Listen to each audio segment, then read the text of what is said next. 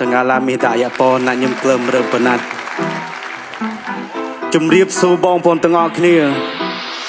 ខ្ញុំជាជនជាតិដើមភាគតិចមកពីខេត្តរតនគិរីសូមហៅទាំងអស់គ្នាមួយមកហេហេតាំងឡាគូទឹងនេហាត់សា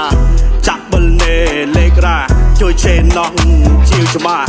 ហេហេតាំងឡាគូទឹងនេហាត់សាចាក់បលនេលេខរ៉ាជួយឆេណោះជាវច្មាមកពីព្រៃភ្នំមាត់អីអឹមឌីអ្នកណាក៏ស្គាល់នៅរតនគិរីកទិកាតូចតែជាសាមាគីទៅណាមកណាជាព្រៃកទិទីឥឡូវមានឱកាសច្រៀងរាំមកទី stage សិល្បៈស្រុកខ្មែរទុកឲ្យខ្ញុំជាអ្នកវ័យប្រវត្តិតន្ត្រីខ្ញុំយកមកជួយជែកត្រៀមចិត្តគុំនឹកមិនអាចរីរែកដាំនៅក្នុងព្រៃជោគជ័យលើតន្ត្រីក្មេងជនជាតិដាប់លងហាមិនដំឡៃពូពីឧបសគ្គរោគរាក់ខ្ញុំប្រឡ័យសាងកេតទុយយូរតនៅមានថ្ងៃនៅក្នុងជីវិតត្រូវខំប្រឹងជប់ទុកលំបាកតាំងចិត្តងំរឹងយូររួមគុំឡាំងឲ្យខ្លាំងដូចសង្សារយកត្រូវមានប្រឡឹងបកាងញឹកទាំងក្រៃពីបាត់បគឺទំលាយទៅណោដល់ឆាត់អរណោទាំងលុយជីបហាទុកាទុកញ៉ាក់ញ៉មងហងអញអំពលំប្រាចាហ៊ានចាំមកក៏សាមមត្តវត្តទីណយក៏សាមមត្តវត្តទីណយហេ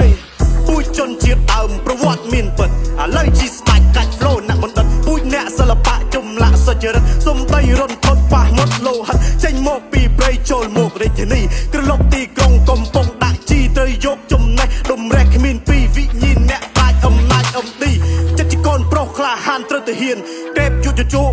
ត្រូវទៅហ៊ានក្រេបយកចំណេះឲ្យមានហេ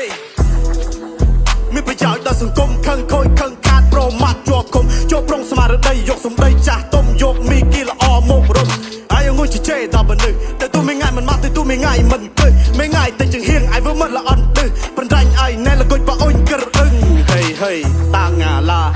គូទឹងនេហាក់សាចាក់បលនេលេខរ៉ាជួយជេណោះជាវឆ្មា